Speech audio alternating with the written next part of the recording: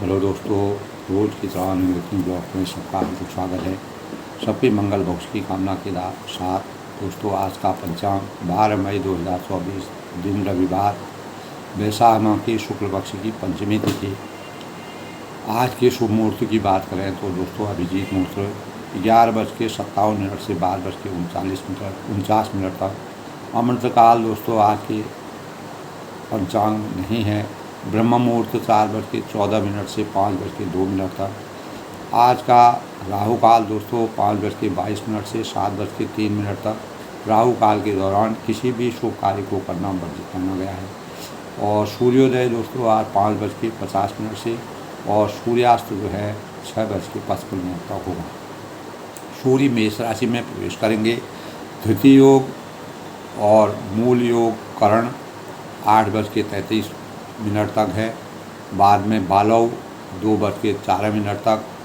यह दिन दोस्तों बहुत ही किसी भी कार्य को करने के लिए शुभ माना गया है, फलदायक माना गया है। और आज के पंचांग का यही सूक्ष्म स्वरूप है दोस्तों। जैसे कि हम जानते हैं दोस्तों, आज रविवार का पुण्य दिन है, अवकाश का दिन है। हमारे देश में बहुत ही पहले से रविवार के अवकाश का दिन के रूप में लगभग सभी जगह मनाया जाता है। तो रविवार एक तरह से विश्राम का दिन होता है और राजयोग के लिए यह दिन बहुत ही शुभ माना गया है। रविवार मान सम्मान, धन, यश, उत्तम स्वास्थ्य, जीवन में सुख समृद्धि, धन संपत्ति और शत्रुओं से सुरक्षा के लिए रविवार का व्रत सर्वश्रेष्ठ माना गया है। जातकों, कोई भी जातक की कुंडली में दोस्तों यदि सूर्य उस ग्रह पर बैठा रहता है, यानी लग्न में सूर्य रहता है, और उनकी जो है दृष्टि अगर अच्छी होती है तो सूर्य राजयोग का बहुत ही शुभ कारक माना जाता है। ऐसे जातक अपने जीवन में राजयोग में प्रबल यश और कीर्ति के मालक होते हैं। दोस्तों, आज रविवार के दिन जो है भगवान सूर्य देवता की उपासना की जाती है, और सूर्यदेव की पूजा करने का रविवार को सूर्य अर्घ्य दिया जाता है, जल दिया जाता है। और इस दिन बहुत लोग रविवार का उपवास भी रखते हैं। रविवार का व्रत रखने से समस्त हमारे जो शारीरिक कष्ट होते हैं उनसे हमको मुक्ति मिलती है और व्यक्ति असीम सुखों की प्राप्ति करता है। तो दोस्तों, ज्योतिष शास्त्र के अनुसार सूर्यदेव को 9 ग्रहों का, जैसे कि मैंने बताया कि प्रबल योग रहता है, 9 ग्रहों का राजा माना जाता है। 9 ग्रहों की शांति के लिए भी सूर्यदेव की उपासना की जाती है। सूर्य अर्घ्य तांबे के बर्तनों से तांबे का अर्घ्य बना करके और तांबे के लोटे से, तांबा जो है वैज्ञानिक दृष्टिकोण से दोस्तों, जहाँ भी सूर्य लोग हैं, सूर्य में अनेक प्रकार के तत्व मिलते हैं जो आपस में घर्षण क्रिया करके इस प्रकार का प्रकाश पूरे संसार को अज्ञान रूपी अंधकार से ज्ञान रूपी प्रकाश से पूरे संसार को आलोकित करते हैं। तो सूर्य अर्घ्य तांबे के लोटे से दे करके जल चढ़ाना चाहिए, लाल पुष्प देना चाहिए, लाल वस्त्र, रोली है, अक्षत है, और सूर्यदेव को समर्पण करना चाहिए। और सूर्यदेव की उपासना पूजा करने का से हमारे जीवन में दोस्तों यश कीर्ति की प्राप्ति होती है। और लाल वस्त्र, लाल पुष्पों से सूर्य की आराधना पूजा की जाती है। सूर्यदेव की विधि विधान के साथ पूजा अर्चना करने से जो भी आराध्य होता है वह अनेक प्रकार के असाध्य बीमारियों से ग्रसित होता है, तो वो भी उसकी बीमारियां भी हमेशा के लिए दूर हो जाती हैं। सूर्य से हमें दोस्तों रोग प्रतिरोधक क्षमता, किरणों का संचार होता है। जब सूर्य उदय होते हैं तो उसमें सूर्य को अर्घ्य देना बहुत ही वैज्ञानिक दृष्टिकोण से भी, आध्यात्मिक दृष्टिकोण से भी बहुत ही लाभकारी माना गया है। तो दोस्तों, राजयोग और संपन्नता के प्रतीक के रूप में सूर्य भगवान की आराधना की जाती है। और सूर्य जब रविवार का दिन होता है दोस्तों, अपने चेहरे को दर्पण में देख करके कहीं भी यात्रा बाहर आपको जाना चाहिए, ऐसा हमारे ज्योतिष विद्या का विधान है, सफलता का माना गया है। तो मर्यादा पुरुषोत्तम भगवान रामचंद्र जी ने भी दोस्तों, प्रभु राम ने भी 7 कुंडों में स्नान कर पिंडदान की स्थापना कर भगवान सूर्यदेव की उपासना की थी, ऐसा हमारे शास्त्रों में विद्यमान है। सूर्य उस ऐसे समय में सूर्य जो है स्वयं परमात्मा के सामने प्रकट हुए। जब मर्यादा पुरुषोत्तम भगवान जी मानव अवतार में थे, श्री रामचंद्र ने उन्हें दीपदान दिया और अनेक प्रकार से सूर्य की अर्चना की। और जब मर्यादा पुरुषोत्तम भगवान राम जी रावण से विजय प्राप्त करने के लिए काफ़ी लंबे समय से युद्ध कर रहे थे, और जैसे जैसे रावण के सिर अलग कर दिए जाते थे और वैसे ही रावण के सिर जुड़ जाते थे। तो उस समय भी दोस्तों ऋषि अगस्त्य जी ने उनको इस प्रकार का वरदान दिया कि सूर्य की उपासना। तब मर्यादा पुरुषोत्तम भगवान राम जी सूर्य की उपासना की, और सूर्यदेव की उपासना से भगवान सूर्य स्वयं प्रकट हुए और उनको एक प्रकार का ज्ञान का संचार हुआ, और मर्यादा पुरुषोत्तम भगवान राम जी रावण पर विजय प्राप्त की। अनेक प्रसंग हैं दोस्तों इस संबंध में। विभीषण ने भी रामचंद्र जी को बताया था कि रावण के नाभि में जो है अमृत है, जब तक वो अमृत का शोषण नहीं होगा तब तक रावण की मौत नहीं हो सकती, क्योंकि अमृत का वरदान था। वह हमेशा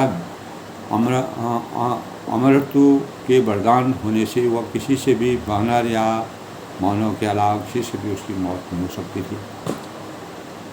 और नीले कमल का भी वृतांत है दोस्तों कि जब 18 नीले कमल के पुष्पों की जब देवी माँ को 17 पुष्प जो है भगवान रामचंद्र ने अर्पण किए थे, तो 18वें पुष्प को जब अर्पण कर रहे थे, पूजा हो रही थी और रावण पर विजय प्राप्त नहीं हो रही थी, तब देवी स्वयं प्रकट हुई। उन्होंने शक्ति का संचार करके 18वें पुष्प कमल के पुष्प को जब उन्होंने चढ़ाया, तो मर्यादा पुष्प भगवान राम पर शक्ति संचरित हुई। देवी माँ का प्रतीक, देवी माँ की शक्ति आई, और भगवान का यद्यपि वे ब्रह्मस्वरूप थे, अंतर्यामी थे, लेकिन मानव रूप में अवतरित होने के कारण अनेक प्रकार की दिव्य शक्तियों की आवश्यकता थी। तब रावण पर जो है रामचंद्र ने विजय प्राप्त की। इस प्रकार के अनेक वृत्तांत मिलते हैं दोस्तों। तो भगवान सूर्य देव भी दोस्तों इस संसार में अज्ञान रूपी अंधकार से ज्ञान रूपी प्रकाश के मानक माने जाते हैं, प्रतीक माने जाते हैं। सूर्यदेव का मंत्र दोस्तों ओम सूर्याय नमः, ओम घृण सूर्याय नमः, ओम ह्रीं ह्रीं सूर्याय सहस्त्र किरणाय मनोवांछित फलम देहि देहि स्वाहा। इस प्रकार का मंत्र सूर्यदेव को किया जाता है सवेरे प्रातःकाल में उठ करके। ओम यही सूर्य सहस्तान तेजो राशि जगतपति अनुमं मांग हत्या घृण अर्घं दिवाकर। सूर्याय नमः, ओम घृण सूर्याय नमः। शास्त्रों में सूर्यदेव को प्रभावशाली ग्रह माना गया है। इस प्रकार दोस्तों भगवान सूर्य की उपासना मर्यादा पुरुषोत्तम भगवान रामचंद्र ने भी गोरखपुर के पावन सूर्यकुंड धाम में त्रेता युग में जो है दोस्तों प्रभु राम ने सूर्य की उपासना की थी। इस प्रकार का विधान जो है हमारे शास्त्रों में है। इसी से मर्यादा पुरुषोत्तम भगवान राम जी के जीवन में शक्ति का संचार हुआ और प्रकाश का उदय हुआ। तो इस प्रकार दोस्तों सुंदरकांड का प्रसंग जो है रामचरितमानस में चल रहा है। इससे पहले सूक्ष्म रूप में जो है पंचांग और जो 12 दिन होता है उसके बारे में सूक्ष्म रूप से अपने भावों से लोगों को बताने का प्रयास करते हैं। तो दोस्तों, मर्यादा पुरुषोत्तम भगवान राम जी ने सुंदरकांड में सीता का हरण हुआ था और हनुमान जी को शक्ति प्रदान की गई। उसी शक्ति के सौजन्य से मर्यादा पुरुषोत्तम भगवान रामचंद्र जी ने अनेक प्रकार की लीलाओं से रावण की परीक्षाएं ली, लेकिन रावण अपने हठ, धर्मिता, अज्ञानता और घमंड और अहंकार के कारण उसके जीवन में टस से मस नहीं हुआ, कोई परिवर्तन नहीं हुआ। अंततोगत्वा उन्होंने अपने भाई और विभीषण को भी अपने राज्य से निकाल करके उसको बाहर कर दिया। तब विभीषण जो है मर्यादा पुरुषोत्तम भगवान राम जी की शरण में आते हैं और शुरुआत से ही जो है राक्षसी माया में रहने के कारण विभीषण यद्यपि तामसी जीवन को यापन करते थे, लेकिन मर्यादा पुरुषोत्तम भगवान राम जी का स्मरण करते रहते थे।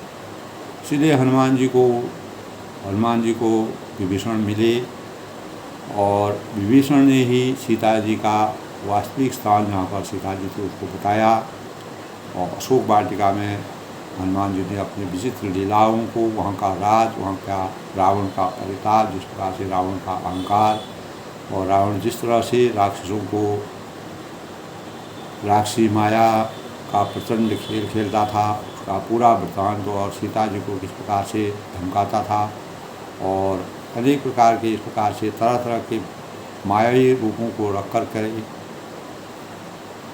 अनेक प्रकार के हृदय परिवर्तन करने की कोशिश करता था। लेकिन माँ जानकी जो है वह पवित्रता के प्रतीक थी। मर्यादा पुरुषोत्तम भगवान रामचंद्र जी ने इन्हीं भावों के कारण सीता जी की एक प्रकार से परीक्षा हुई, जिस परीक्षा में वह पूर्ण रूप से सफल हुई। तो दोस्तों, विभीषण का जब अपमान हो गया तो वह राम जी की शरण में आया। किंग कर्तव्य विमूढ़ हालत में था तो मर्यादा पुरुषोत्तम भगवान राम जी ने यही कहा कि जो शरणागत में अगर कोई भी आता है, अगर कोई हजारों ब्राह्मणों और गौओं का वध करके भी अपने पाप का पश्चाताप करते हुए किसी के भी शरण में आता है तो उसको भी माफ़ी दी जा सकती है। तभी विभीषण किसी प्रकार का कोई पाप उसने अपने जीवन में नहीं किया है, वह धन्य है। संतों की गणना में मर्यादा पुरुषोत्तम भगवान राम जी विभीषण की गणना की और उनका मान सम्मान किया। अनेक प्रकार के संशयों से जो उनके राज्य में लोग संशय करते थे, सुग्रीव हैं तो उन्होंने भी अपने हिसाब से, अपने मन के हिसाब से सही सोचा किस कारण से ये आया है, राक्षसी माया को समझ में नहीं आती है, इस प्रकार के भाव गए। लेकिन मर्यादा पुरुषोत्तम भगवान राम ने कहा अगर वो आ भी जाएगा तो हमारा क्या बिगाड़ लेगा। कोई भी व्यक्ति अगर अच्छे मन से आए या बुरे मन, अगर वह सानिध्य में आता है, शरणागत होके आता है, दीन होके आता है, तो उसको हमेशा शरण देनी चाहिए। तब प्रभु ने उन्हें ऐसा कहकर दंडवत, जब विभीषण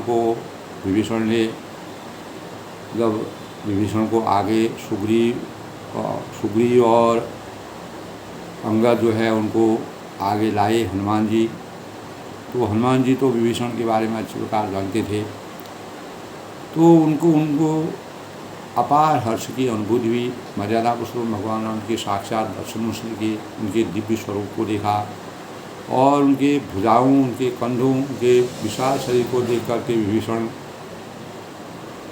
एकटक नज़र से उनको देखते रहे, क्योंकि परमात्मा का साक्षात दर्शन उनको हो रहा था। ऐसे समय में जब भगवान के साक्षात रूप में दर्शन होते हैं तो यही सिद्धि की प्राप्ति होती है दोस्तों। इसी में भगवान का स्वरूप दिखाई देता है।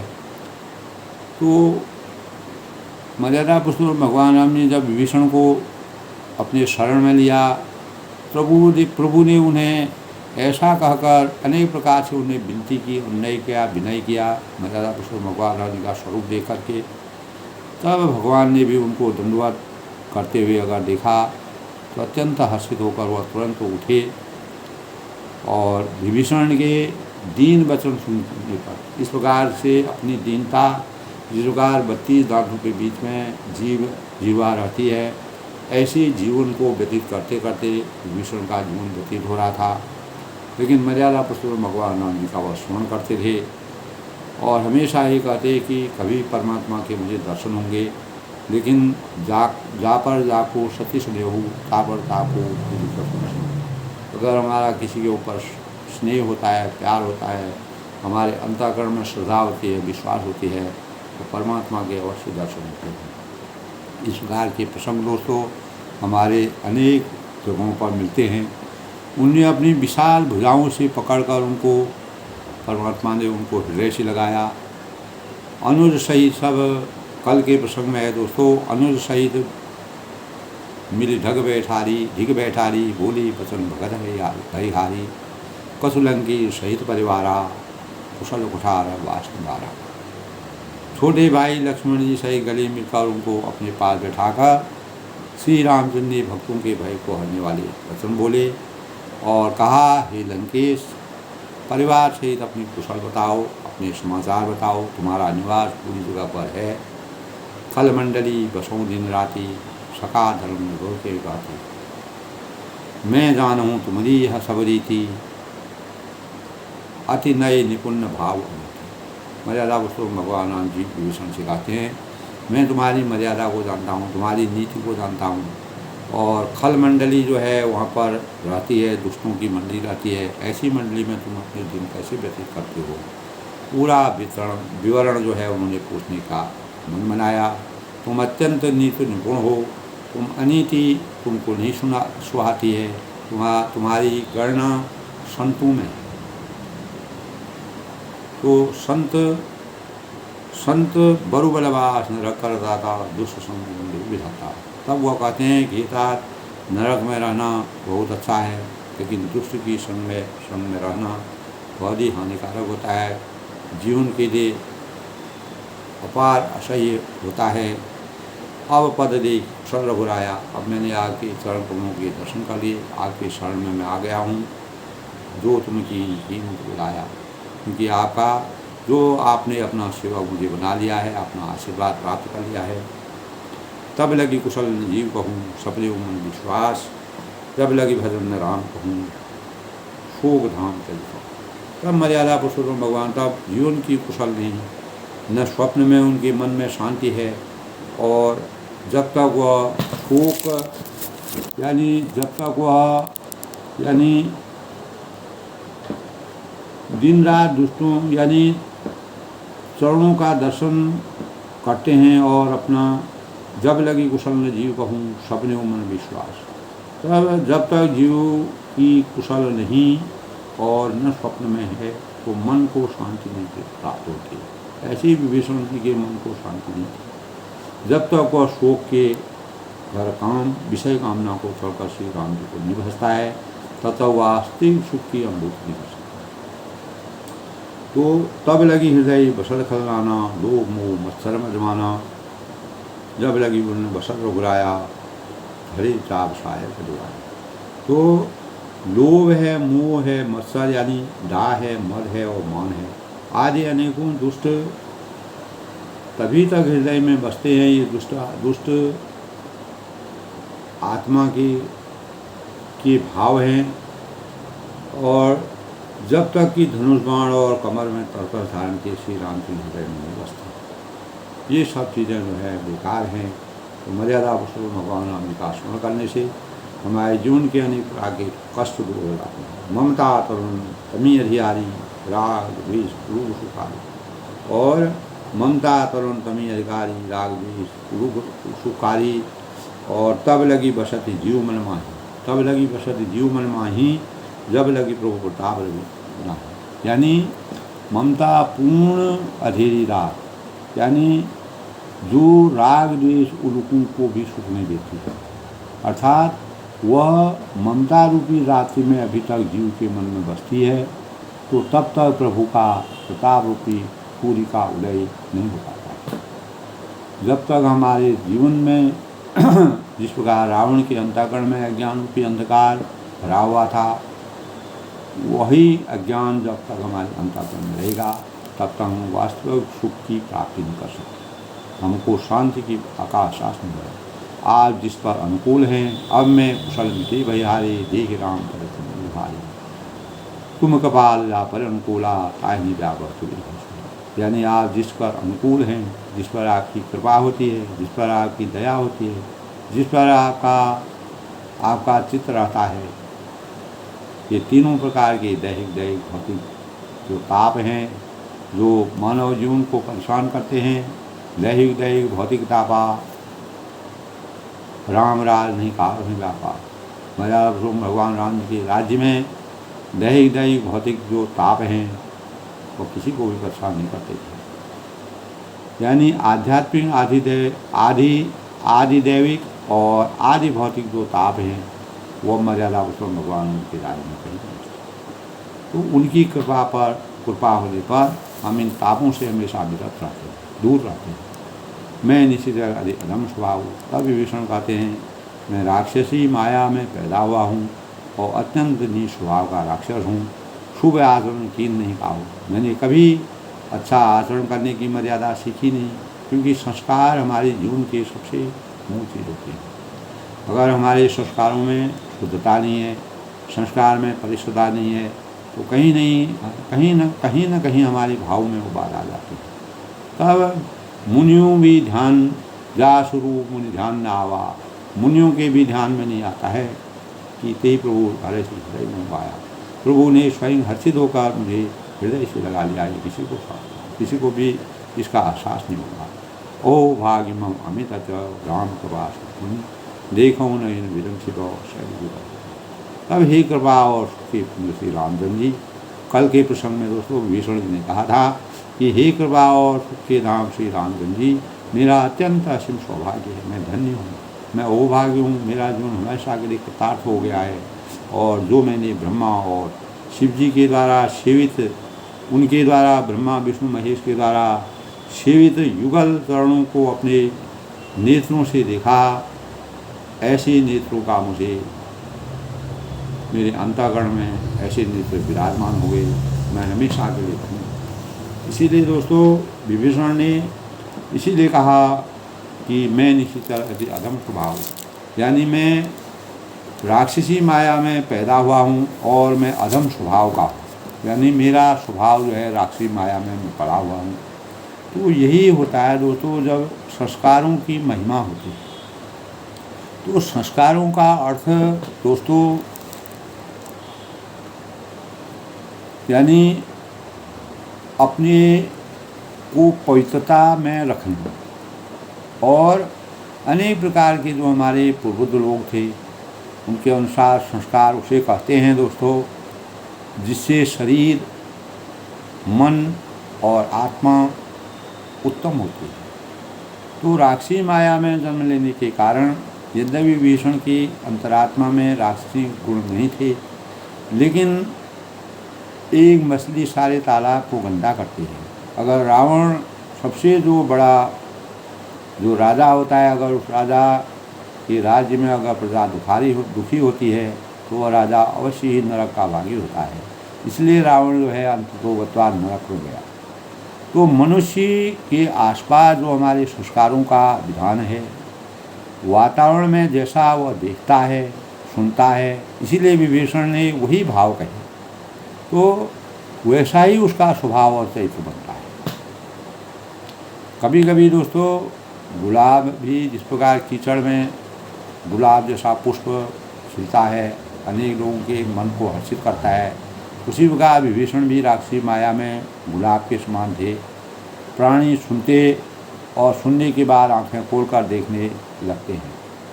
तो दोस्तों 3 माह का शिशु इतना चेतनावान हो जाता है अगर वह संस्कारों से सुसज्जित है, तो कुछ सुनता और देखता है, वह उसके मस्तिष्क के संचित होने लगता है।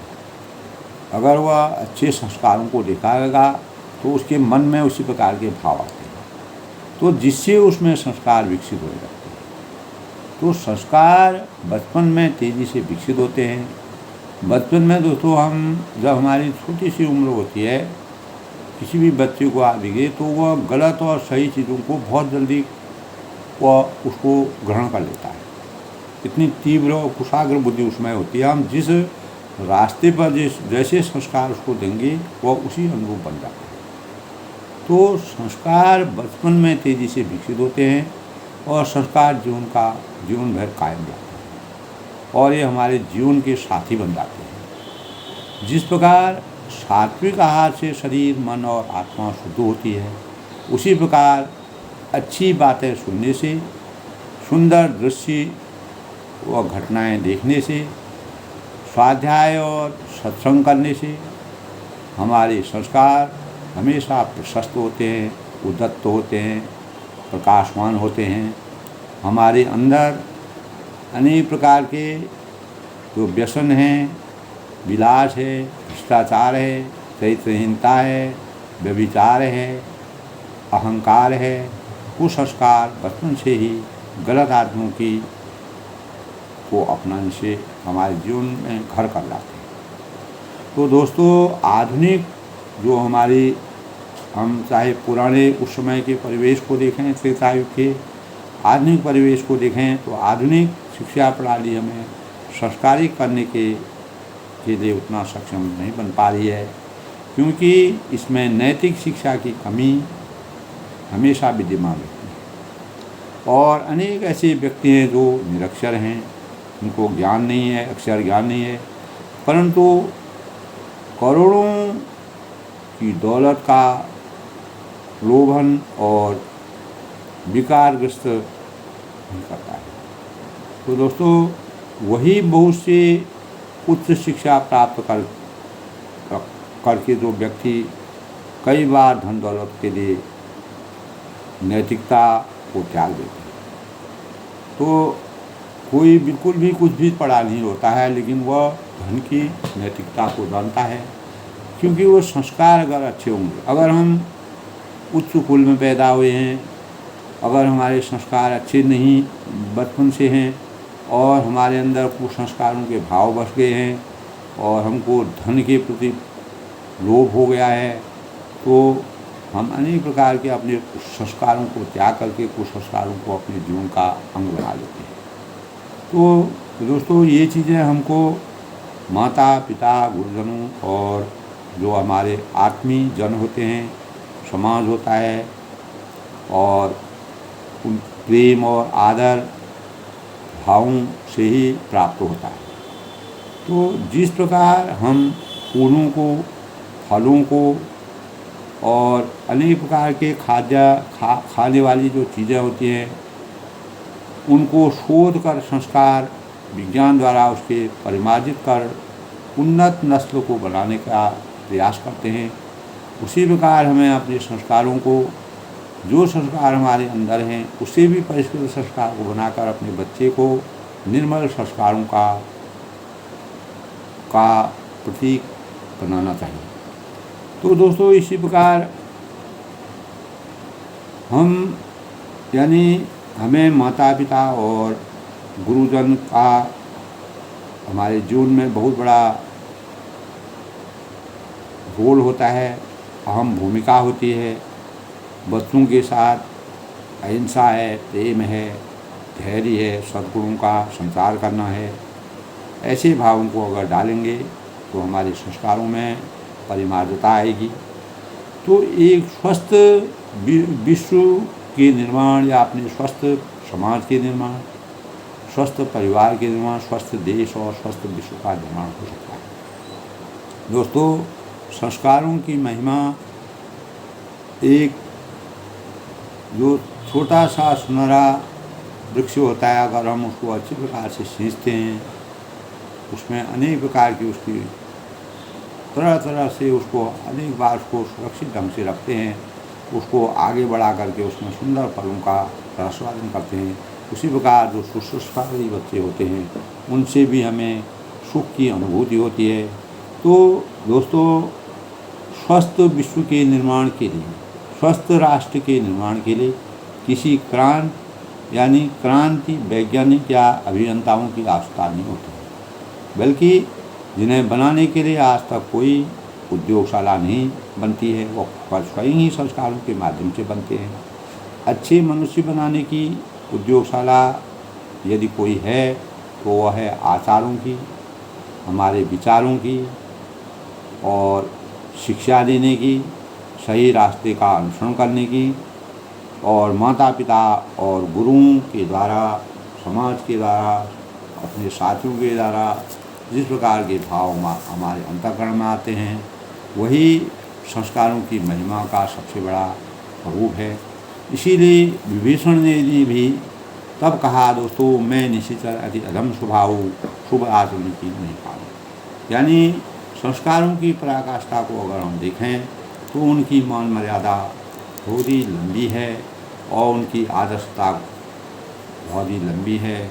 मर्यादा वस्तु में भगवान राम जी ने अपने संस्कारों से, अपनी नीति से, अपनी मर्यादा से अपने कुल का उद्धार किया। रघुकुल रीत सुधा चले आई, प्राण जाए परिवर्तन जाए।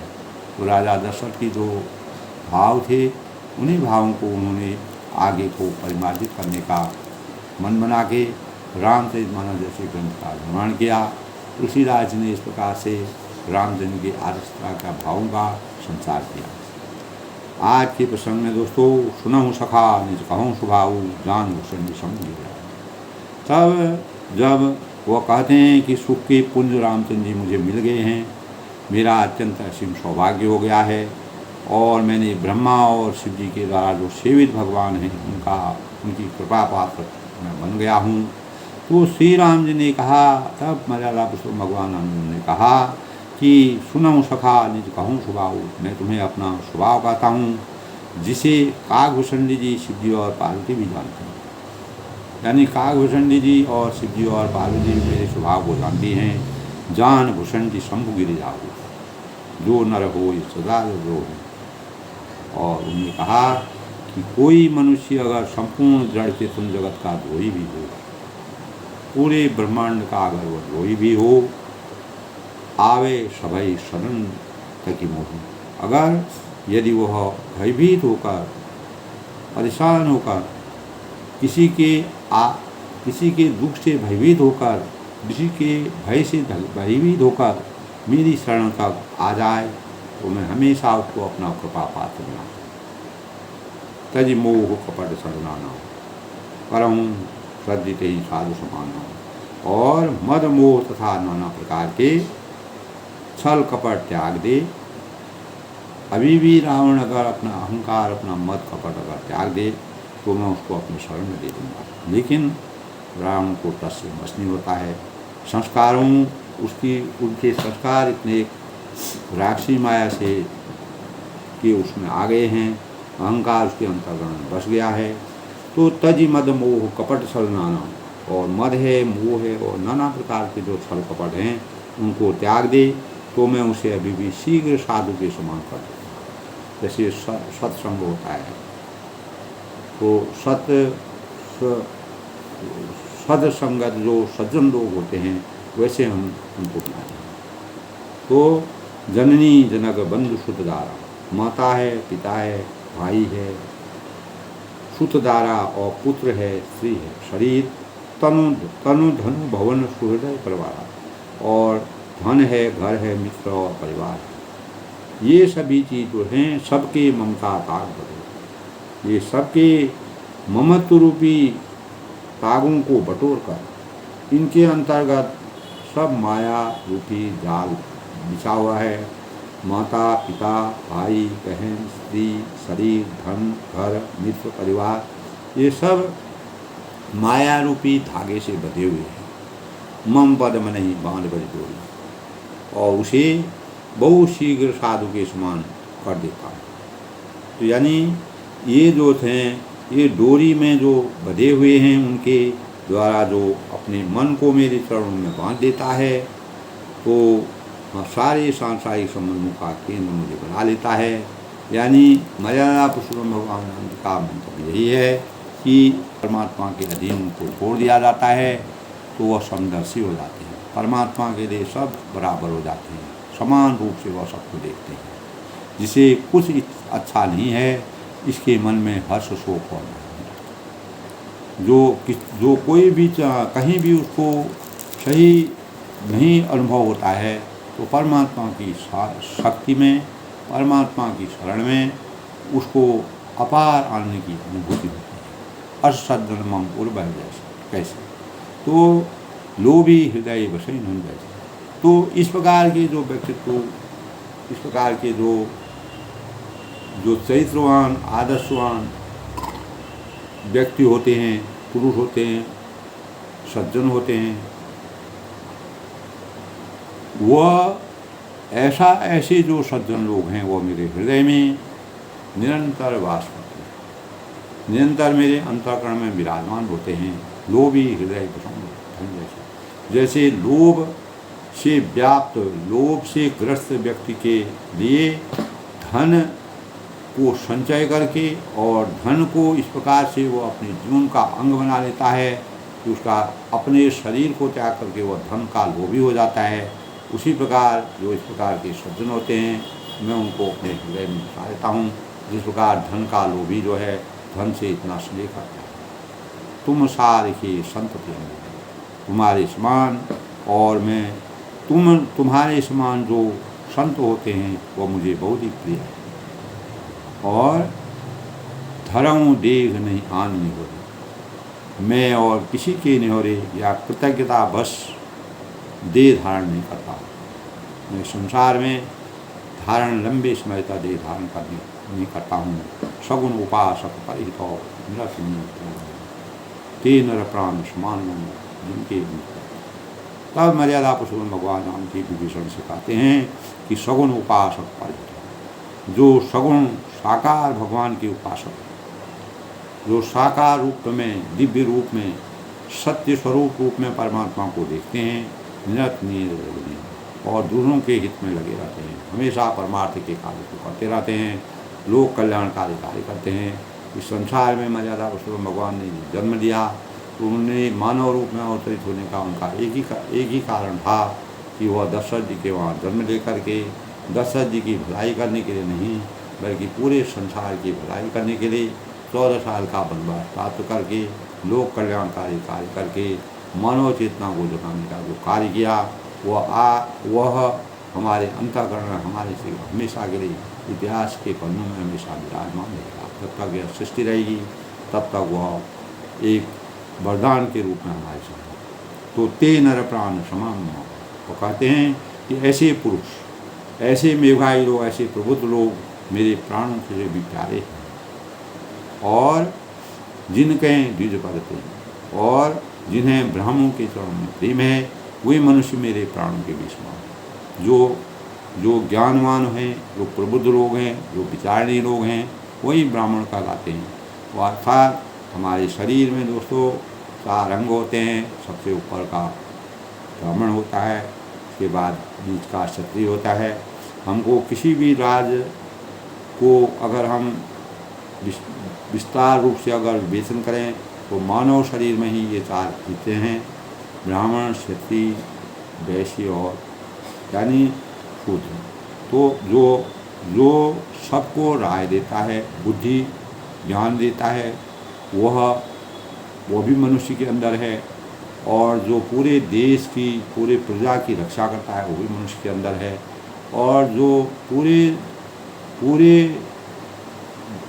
मानव जीवन के लिए या सृष्टि के लिए खाने की पदार्थों का प्रयोग की व्यवस्था करता है वह भी मनुष्य के अंदर है। जो सबके सेवा भाव से सबको सेवा भाव देता है वो भी मनुष्य के अंदर है। सोचने की बात है, समझने की बात है, गूढ़ रहस्य है दोस्तों। तो मानव जीवन के ही 4 अवतार हैं।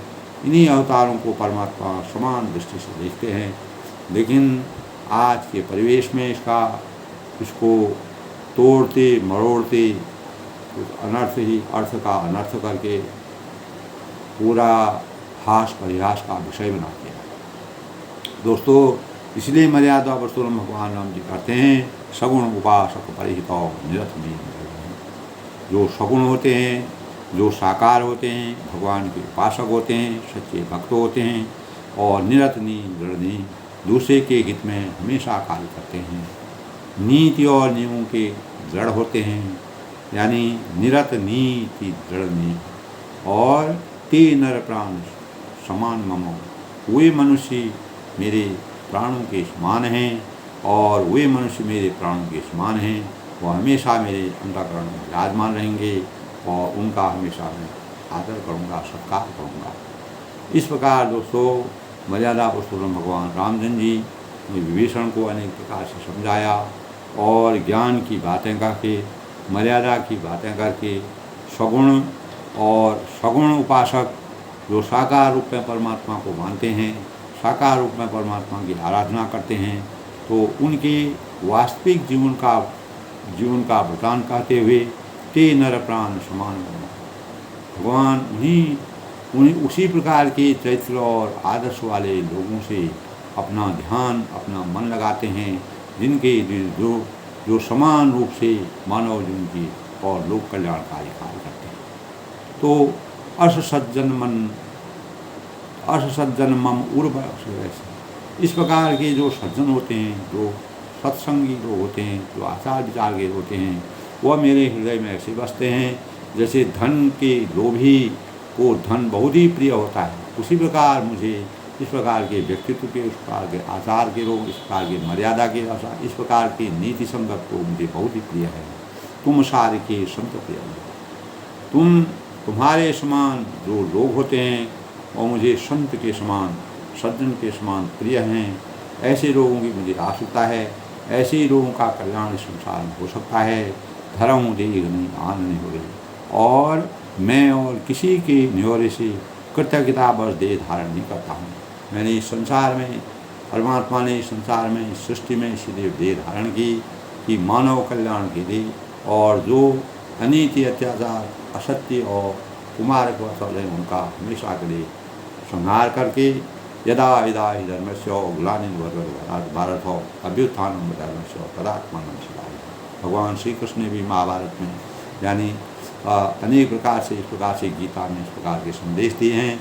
जब जब धर्म की हानि होती है, अधर्म की बुराई होती है, तब परमात्मा इस संसार में विराजमान होते हैं और वह अनेक प्रकार के दुष्टों का संहार करके सत्संग जो सच्चे लोग होते हैं उनका सृजन करते हैं। इसी प्रकार मर्यादा पुरुषोत्तम भगवान राम ने भी त्रेता में जन्म लेकर के, दशरथ जी के वहाँ जन्म लेकर के अनेक 14 साल का वनवास प्राप्त करके अन्याय और अधर्म, रावण के जैसे अत्याचारी और अनेक प्रकार के इस प्रकार के व्यभिचारी राक्षसों का अंत करके, लोक कल्याण के कार्य करके, ऋषियों, मुनियों, सज्जनों और ऐसे संत लोगों का के हृदय में भय और संताप को दूर करते हुए उनके जीवन को हमेशा सकारात्मक बनाया, उनके जीवन को भयहीन बनाया और सच्चे धर्म की रक्षा करने के लिए अपना अवतार लेकर के इस संसार में हमेशा के लिए अवतरित होकर के मानव जीवन